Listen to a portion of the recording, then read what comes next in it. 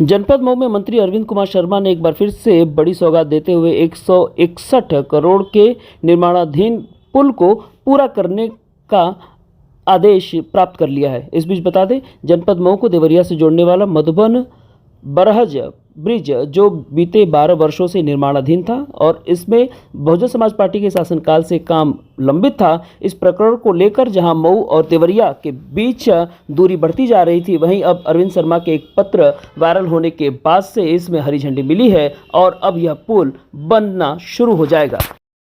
जो ए.के. शर्मा जी हैं, मऊ उनका गृह जनपद है और उन्होंने जैसे कि जितने लंबित मामले थे विकास के, जैसे कि देवरिया को बरहज के माध्यम से अगर मधुबन के माध्यम से जोड़ा जाए तो लगभग 60 से 70 किलोमीटर की दूरी कम हो जाती है अगर हमें देवरिया जाना हो या बरहज जाना हो। तो जिस तरह से मधुबन के माध्यम से अगर हम जाते हैं तो हमें 60 से 70 किलोमीटर की दूरी कम हो जाती है, साथ ही हमें बहुत ही कम समय में बरहज पहुंच जाएंगे और बरहज से देवरिया पहुंच जाएंगे।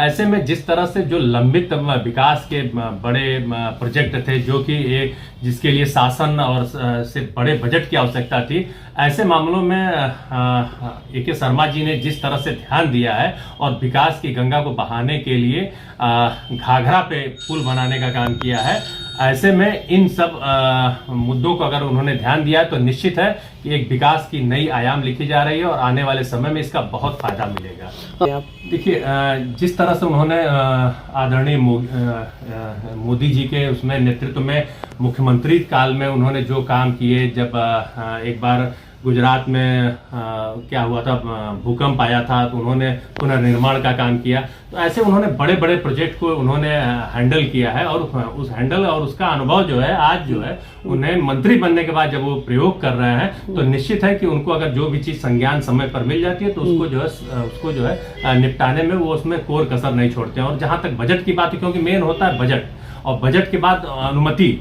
तो ये दोनों चीज वो करने में वो और उनका जो विभाग है उसमें काफी तत्पर है और वो केन प्रकार जो है बजट को सैंक्शन कराकर विकास के कार्य को बढ़ा देते हैं। मऊ के दृष्टिकोण से दो चीजें अच्छी हुई हैं। एक, जो बिंटोलिया गांव लगातार कटान, उस पुल के बनने के कारण लगातार कटान के जद में था, और दूसरा जो ट्रांसपोर्टेशन में जो हैवी जाम लगता था सड़कों पर, उससे निजात मिलेगी। क्या लगता है कि ये गांव के लोगों को और शहर के लोगों को किस तरीके से इसमें लाभ मिलेगा? निश्चित है गांव के लोगों को, जैसे कि जैसे स्थानीय लोगों को अगर मधुबन से मऊ आना पड़ता है तो लगभग 40 से 45, अगर बिंटोलिया की मैं बात करूं तो लगभग 50 या 55 किलोमीटर की दूरी पड़ जाती है। वहीं अगर उनको बरहज बाजार जाना पड़े तो उनको जो है मुश्किल से 5 या 10 किलोमीटर में वो बरहज बाजार में पहुंचकर खरीदारी करके वापस चलें, तो निश्चित आर्थिक बचत होगी स्थानीय लोगों को। वहीं दूसरी तरफ जब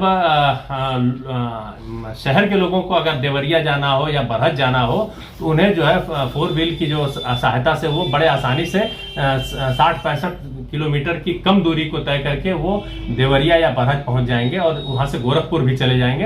तो ऐसे में रूट का डाइवर्जन हो जाने से व्हीकल जो है 4 व्हील व्हीकल है उस पर लोड कम पड़ेगा। रोड और यातायात पे भी लोगों को जो बढ़लगंज से घूम के लोग जाते हैं, चाहे आप इधर से बेलथरा रोड से लोग होके जाते हैं, वो जगह जो या वो रास्ता जो है उस पे लोड कम हो जाएगा और इधर से लोग निकल जाएंगे, तो निश्चित है इसका बहुत फायदा मिलेगा। धन्यवाद। देवरिया वाला पुल जो बन रहा है, ए.के. शर्मा जी का बहुत अहम रोल है और वह मुख्य रूप से हमारे क्षेत्र के विकास में कल्पनाथ राय जी को भी पीछे छोड़ने जा रहे हैं। इस नाते से ए.के. शर्मा जी इस क्षेत्र के, इस जनपद के महान नेताओं में से उनकी गिनती की जा रही है और हम जनता उनके आभारी हैं और हमेशा आभारी रहेंगे। और एक पुल की और आवश्यकता है, कोटवा कोपड़ा पुल जो कुर्सी जाफरपुर से बरलाई को जोड़ेगा। माननीय ए.के. शर्मा जी से मैं निवेदन करता हूं कि वह हमारे मांग को देखते हुए कोटवा कपड़ा पुल को स्वीकृत कराने का कार्य करेंगे।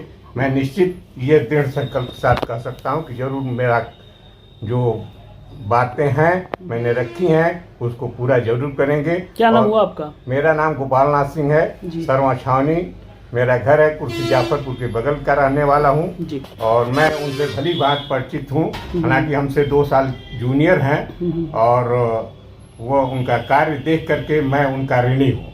धन्यवाद।